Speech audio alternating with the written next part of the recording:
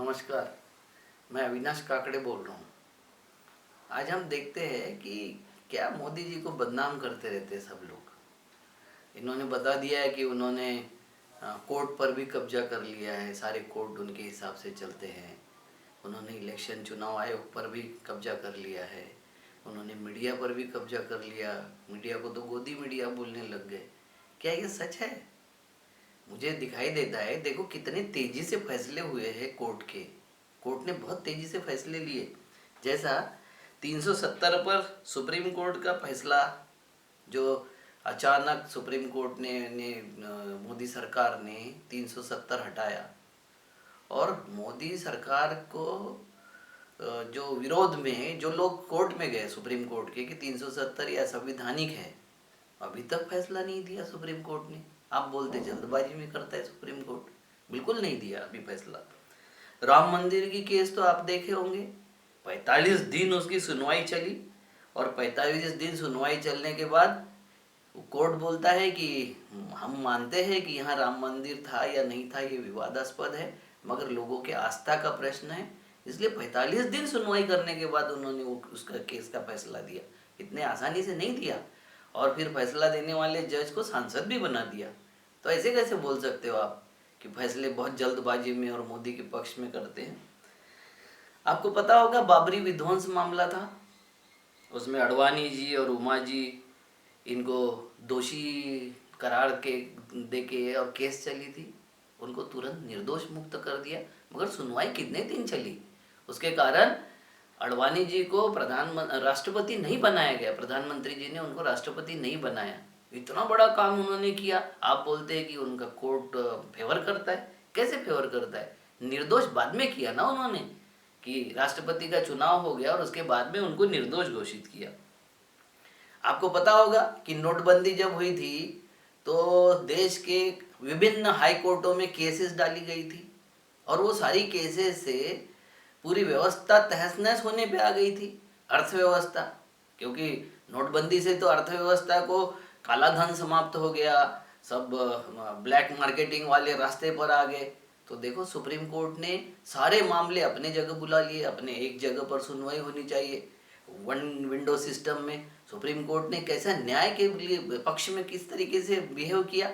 और फिर जिस दिन सुनवाई थी उस दिन 11 बजे एक पोस्टर लगा दिया, एक नोटिस लगा दिया कोर्ट के सामने कि आज सुप्रीम कोर्ट के चीफ जस्टिस जो है वो अजमेर शरीफ की दरगाह पर दर्शन के लिए गए। आप बोल रहे जल्दबाजी में सुनवाई करते, ये जल्दबाजी हो गई क्या? न्याय दिया है। उस दिन उन्होंने देव दर्शन किया, उस दिन उन्होंने अजमेर शरीफ का दर्शन किया, और नोटबंदी के फैसले में कोई जल्दबाजी नहीं की। राफेल की केस आपने देखा होगा, उसमें भी कोई जल्दबाजी आपको दिखाई दी? कुछ नहीं, जल्दबाजी कुछ नहीं किया उन्होंने। राफेल में बोल दिया, जैसे सरकार ने एफिडेविट दिया, झूठ मूठ क्यों एफिडेविट ना हो, मगर उन्होंने तुरंत क्लीन चिट देने में कोई समय नहीं लगाया। तो मोदी जी के पक्ष में क्लीन चिट देने में समय नहीं लगाया, मगर सुनवाई में कोई जल्दबाजी नहीं की, बिल्कुल सही ढंग से सुनवाई की। आपने देखा होगा कि मराठों का आरक्षण के लिए 4-5 दिन उन्होंने बहुत प्रयास किया, मगर ईडब्ल्यूएस की सुनवाई में मौन रह गई। आप बोलोगे कि ईडब्ल्यूएस की सुनवाई में क्यों मौन रह गई? भाई जल्दबाजी कौन सी है? 50% से हो जाए ऊपर, 60% हो जाए, मगर वो रसूखदार लोगों के पक्ष में है, और रसूखदार लोग और उच्च वर्णीय लोगों के पक्ष में है, तो इसमें जल्दबाजी कैसी दिखानी चाहिए? नहीं दिखानी चाहिए। बिल्कुल सुप्रीम कोर्ट ने कोई जल्दबाजी नहीं दिखाया, और अपने संयत जो उनका स्थिति है, और जो उनका जिस तरीके का काम करने का पैटर्न है उसको ही चालू रखा उन्होंने। बराबर कोई पक्षपात नहीं किया उन्होंने। पक्षपात करने की बात क्या है? अगर दबे कुचले लोगों के लिए कोई पक्ष लेते तो पक्षपात की बात होती, अपने लोगों के लिए उसमें कौन सा पक्षपात होता? तो कोई पक्षपात नहीं है। उन्होंने बिल्कुल सही ढंग से, और जो मोदी जी के पक्षधर है, मोदी जी के सपोर्टर है, या जिनकी व्यवस्था पर पकड़ है, उन लोगों को फायदा पहुंचे ऐसा आरक्षण क्यों हटाएंगे भाई? वो नहीं हटाया उन्होंने। और मराठा का आरक्षण तुरंत हटा दिए क्योंकि गैर संविधानिक था। और ईडब्ल्यूएस आरक्षण तो संविधानिक है, चाहे 50% से ऊपर हो जाए। 5 जज एक स्वर में बोलते हैं कि 50% के ऊपर हो गया तो गैर संविधानिक हो जाता है, मगर ईडब्ल्यूएस आरक्षण गैर संविधानिक नहीं होता है। तो आप कोर्ट को दोष नहीं दे सकते। उसके बाद में देख लो, कि राज्य में मागास वर्गीय आयोग स्थापन करके उसकी समीक्षा की गई, सब कुछ किया गया, मगर मागास वर्गीय आयोग भी कोई कोई महत्व रखता है सुप्रीम कोर्ट के सामने? जो सुप्रीम कोर्ट ने देखा कि ओबीसी, ऑल इंडिया ओबीसी का जो ये है आयोग है, उस आयोग को ज्यादा शक्तिशाली बनाने के लिए सारे राज्यों के अधिकार, अपने अपने राज्य के कौन ओबीसी है, कौन एससी है, कौन एसटी है, किसको आगे बढ़ाया जाए, किसको कम किया जाए, ये सारे अधिकार लेके और सेंट्रलाइज अधिकार किया। राष्ट्रपति जी को एक कमेटी बनाने का अधिकार दे दिया और उसमें सुप्रीम कोर्ट ने कोई जल्दबाजी नहीं की, उन्होंने कोई उसके ऊपर टिप्पणी भी नहीं की और कोई जल्दबाजी नहीं की। आप बिना कारण सुप्रीम कोर्ट को दोष देना बंद कीजिए। अर्नब को रातों रात जमानत का फैसला दिया सुप्रीम कोर्ट ने, जरूरी था। अभिव्यक्ति स्वतंत्रता की आजादी नहीं रही होगी तो देश कैसे चलेगा? अभिव्यक्ति तो स्वतंत्र होनी चाहिए, चाहे बाकी लोगों की अभिव्यक्ति, कामरान की अभिव्यक्ति हो या और किसी लोगों की अभिव्यक्ति हो, उस अभिव्यक्ति का स्वतंत्रता नहीं होनी चाहिए। मगर कुछ लोगों को अभिव्यक्ति की स्वतंत्रता तो होनी चाहिए। उसमें सुप्रीम कोर्ट ने जो जल्दबाजी दिखाई वो न्याय के पक्ष में थी, अन्याय के पक्ष में नहीं थी। आप अन्याय की बात करोगे, आप मोदी पर टीका टिप्पणी करोगे और ऊपर से बोलोगे कि ये सारे अधिकार आपको मिलने चाहिए, संवैधानिक नहीं हो सकता, क्योंकि मोदी मतलब देश और भाजपा मतलब राष्ट्र है। और ये समझने की कुवत आप लोगों में नहीं है, उसमें सुप्रीम कोर्ट का कोई दोष नहीं है। उसके बाद में देख लो, परमवीर को जांच करा, परमवीर की हमारे यहाँ जांच कराकर, भाई 2 अफसरों का आपस में जो ट्वीट था, आपस में एक प्रयोग कर रहा था, दूसरा उसको ट्वीट कर रहा था, उसके ऊपर डायरेक्ट कर दिया, हाईकोर्ट ने आदेश कर दिया कि इसकी सीबीआई जांच करनी चाहिए। उसी हाईकोर्ट में अर्नब के ट्वीट, जिसने उन्होंने करगिल का युद्ध कैसे किसको फायदा हुआ और बाकी कैसे हुआ, क्या मूर्खता हुई, कौन मोदी सरकार का मंत्री चूतिया है और किसको क्या है, ये सारी चीजें जो बोला, उसका क्या मतलब है? उसका कोई मतलब नहीं है। देश मरे तो मरे। सुप्रीम कोर्ट महोदय ने पैदल जाते कामगारों पर किसी ने याचिका दायर की तो उन्होंने बोला अपना सरकार सही काम कर रही है। मोदी पे कितना विश्वास है सुप्रीम कोर्ट को कि उनको वो संवैधानिक अधिकार भी लगता है कि मोदी बिल्कुल संवैधानिक अधिकारों का ही पालन करते, उसके ऊपर टिप्पणी करने का कोई कारण नहीं है, ये उन्होंने बिल्कुल समझ लिया। आपने देखा होगा किसान आंदोलन के बारे में तुरंत कमेटी, और वो कमेटी भी किसने दिया? मोदी जी ने, जिनकी सिफारिश किया उन लोगों की कमेटी बना दिया। अब सरकार के साथ तालमेल नहीं बना के चलेगी सुप्रीम कोर्ट तो क्या विवाद करेगी? विवाद करना चाहिए। आपको क्या लगता है कि चारों स्तंभ जो डेमोक्रेसी के है वो आपस में विवाद करने लग जाए, आपस में गुत्थम गुत्था हो जाए? बिल्कुल नहीं। चारों स्तंभों को एक साथ आना चाहिए, उसके ऊपर एक आदमी को खड़ा करना चाहिए जिसकी बहुत बड़ी बड़ी बड़ी दाढ़ी है और जो फेकू चंद, फेकू नंदन और अंतरराष्ट्रीय प्रचार मंत्री है, उनको उस स्तंभ पे खड़ा करने का काम सुप्रीम कोर्ट कर रहा है। तो ये कौन सा गैर संवैधानिक काम है? संवैधानिक काम है। उसके बाद आप देख लीजिए कि फूड सुरक्षा पर एक ने गया था कोर्ट में कि भाई फूड सुरक्षा का क्या हो गया, हजारों लोग भूखे मर रहे। सुप्रीम कोर्ट ने बोला ये सुनवाई का वक्त नहीं है, एग्जीक्यूटिव का वक्त है, प्रधानमंत्री जी को अपना काम करने दीजिए, आप यहाँ आकर हमारा समय खराब मत कीजिए। बिल्कुल सुप्रीम कोर्ट का समय किसी को खराब करने की यानी आजादी नहीं होनी चाहिए, चाहे मरे। अरे मरते तो रहते ही है, इतने बड़े देश में 135 करोड़ के देश में लोग मरेंगे नहीं तो क्या होगा? और नेशनल पॉपुलेशन कंट्रोल कैसे होगा? अगर मरेंगे नहीं, कोरोना से नहीं मरेंगे, फूड से नहीं मरेंगे तो नेशनल हमारा पॉपुलेशन कहाँ चला जाएगा? और फिर देश कैसा बनेगा? देश कैसा अभिव्यक्ति स्वतंत्रता के लिए आजाद होगा? देश कैसा विश्व गुरु बन सकेगा? इसकी भी कोई चिंता करते हो कि नहीं? ये चिंता करना सीखो। आप देशद्रोही लोग हो, इसकी चिंता नहीं करते। महत्वपूर्ण बातों की चिंता होनी चाहिए। आप कहां से लगे हो? अरे चिंता करो 370 की, चिंता करो 3 तलाक की, चिंता करो राम मंदिर की। आप कहां से रोजगार उठा के लाते हो? आप कहां से फूड सिक्योरिटी उठा के लाते हो? आप कहां से ये सारे अधिकार उठा के लाते हो?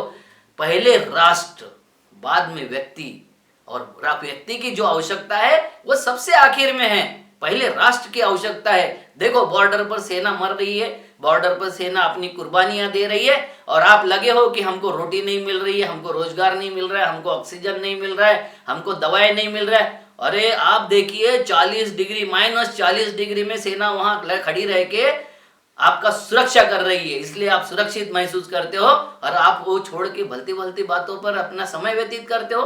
बंद कीजिए। राष्ट्र के प्रति समर्पित हो जाइए। मोदी जी ने बताया था कि थाली पीटो, ताली पीटो, बत्ती जलाओ, बैटरी जलाओ। जिन लोगों ने नहीं जलाया ये सब, जो देशद्रोही लोग थे, जिन्होंने ये सब नहीं किया, उनके कारण कोरोना बढ़ा है। मोदी जी के मास जो मूवमेंट थी उसके कारण नहीं बढ़ा। आपको पता है मोदी जी ने सुबह 7 बजे ट्वीट किया था। क्या ट्वीट किया था उन्होंने? कि हजारों की संख्या में जाके मतदान कीजिए। 8 बजे ट्वीट किया था कि ये जो हरिद्वार का जो मेला लगा हुआ है, कुंभ मेला, उससे हजारों लोगों को जो कोरोना की बढ़ेगी, उसके वजह से उसको कर्टेल कर दीजिए और सिंबॉलिक मेला होने चाहिए, बाकी मेला बंद कर दीजिए। वहीं मोदी 12 बजे जाके वेस्ट बंगाल में रैली लेते हैं और उस रैली में क्या कहते हैं? जहां तक मेरी नजर जा रही है वहां तक मुझे भीड़ ही भीड़ दिखाई दे रही है। और 7 बजे आकर फिर कैमरे के सामने मास्क लगाकर बोलते हैं 2 गज की दूरी और मास्क जरूरी। इतने महत्वपूर्ण कार्य कर रहे हैं मोदी पर आप टीका टिप्पणी करते हो। आपको समझ में नहीं आता, देश नहीं समझा आपको, ना देशभक्ति समझी, ना आरएसएस समझा, ना हिंदू समझा। समझ लीजिए एक बार, हिंदुत्व समझ लीजिए, संघ समझ लीजिए, ये मोदी जी को समझ लीजिए। आप इस तरीके से मोदी जी की बात करोगे तो आपके ऊपर देशद्रोह का मुकदमा लगा के हम आपको पाकिस्तान भेज देंगे। वीसा दिलाने की जिम्मेवारी उन्हीं की है। संघ आपको तुरंत वीसा दिला देगा, क्योंकि पाकिस्तान से उनके बहुत गहरे ताल्लुकात है। जब हमारी सरकार नहीं थी, संघियों की यहाँ सरकार नहीं थी, जब जो फंड आता था तो पाकिस्तान से ही फंड आता था। कोलसे पाटिल साहब ने तो उसका पूरा का पूरा जाहिर कर दिया है कि कैसे फंड आया था और कितना फंड आया था। और आप अलग अलग ऐसी मूर्खता वाली बातें करते हो। रिजर्व बैंक से पैसे की निकासी हुई, लाखों करोड़ रुपए निकाले गए, उसके ऊपर सुप्रीम कोर्ट में लोग गए, उन्होंने बोला नहीं, ये सरकार का अंतर्गत मामला है, सरकार जो आवश्यकता है। और कोरोना के पीरियड में जब सरकार और देश संकट में है, उस वक्त आपको ये सब नहीं उठाने चाहिए समस्या। जैसे पीएम फंड पर लोगों ने सवाल उठाए कि पहले से ही एक था फंड जिसका ऑडिट होता था, जिसके सारे विरोधी पक्ष और सब उसका जांच कर सकते थे, तो ये नया फंड क्यों निर्माण किया?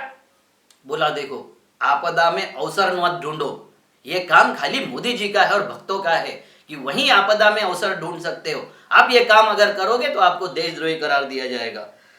उसके बाद में मोदी के सारे सरकारी उपक्रम बेचे। भाई की सरकार का काम ही नहीं है उद्योग चलाना। सरकार का काम तो खाली इतना ही है कि अपने सगे संबंधियों को सारे सरकारी उद्योग औने पौने दामों में बेच देना, बैंक उनके हाथ हवाले कर देना और झोला उठा के चल देना। और झोला उठा के जब चल देंगे तो सारे देश के हाथ में झोला पकड़ा देना, यही काम सरकार का बचा है। दूसरा काम एक महत्वपूर्ण है सरकार का, एमएलए और एमपीओ की खरीद फरोख्त, ये भी तो महत्वपूर्ण काम है। वो कब करेंगे? वो आपसे टैक्स लेना भी तो महत्वपूर्ण काम है। आपको पाबंदी लगाकर आपके मुंह चुप करना, आपके सारी हलचल चुप करना, ये भी तो महत्वपूर्ण काम है। इस काम के तरफ ध्यान दोगे कि या भलते भलते कामों के तरफ आप हमारा कोर्ट का ध्यान आकर्षित करोगे और हमारा समय खराब करोगे? बहुत सही बोला, सुप्रीम कोर्ट के जस्टिस लोगों ने बहुत सही बोला। आपको पता है अभी 8-15 दिन से सुप्रीम कोर्ट के जज ऑक्सीजन के बारे में बोल रहे हैं। मुझे नहीं लगता क्यों ऐसा, क्योंकि मोदी सरकार ने, जैसे वो केजरीवाल सरकार ने मोदी सरकार का स्क्रीन शेयर कर दिया। भाई क्या बवाल हो गया, ऐसे कैसे कर दिया आपने इसको? हमारी जो मीटिंग चल रही थी, इन कैमरा मीटिंग चल रही थी, जिस कैमरा मीटिंग में चाहे रैली में मास्क निकाल के बात कर रहे थे, मगर उसमें मास्क के साथ बात कर रहे थे, वो स्क्रीन शेयर करते, अपने पारदर्शिता का भंग कर दिया। ऐसी पारदर्शिता का भंग नहीं होना चाहिए। और आपको पता है सुप्रीम कोर्ट इतना एक्टिव कैसे हो गया ऑक्सीजन और इसके प्रति? सुप्रीम कोर्ट के एक जज है शांतनु गौडर साहब, वहां के लोग कहते हैं जिस हॉस्पिटल में वो थे कि वो ऑक्सीजन की कमी के कारण मारे गए, मगर सरकार ने डिक्लेयर किया, हॉस्पिटल ने डिक्लेयर किया कि उनका जो देहांत हुआ है वो हार्ट अटैक से हुआ। अब सच्चाई पूछना नहीं, कोई सच्चाई नहीं पूछना, क्योंकि जो सरकार कहती है वो सच कहती है, जो सरकार बोलती है वो सच बोलती है, जो सरकार करती है वही न्याय है, और जो सरकार करेगी उसको आपको प्रमाण मानना चाहिए। अदरवाइज आपको देशद्रोही करार करने में ज़्यादा समय नहीं लगेगा। आपको पता है इंजेक्शन की स्मगलिंग इन्हीं के लोग कर रहे हैं, दवाइयों की स्मगलिंग इन्हीं के लोग कर रहे हैं, मगर इसमें कोर्ट कुछ दखल अंदाजी नहीं करेगा, क्योंकि ये आपदा में अवसर ढूंढने का जो नारा था आदरणीय मोदी साहब का, जो घोषणा थी, उसको साकार करने में, तो प्रधानमंत्री का कोई भी वाक्य साकार करने में जो लोग लगे हुए हैं, उनके ऊपर सवाल उठाना और उनके ऊपर कोर्ट में जाना, ये कोर्ट की भी बदनामी है, ये कोर्ट का समय वेस्ट करने का तरीका है। और आप ऐसे करने वाले देशद्रोही हो, आपको देश में रहने का कोई अधिकार नहीं है।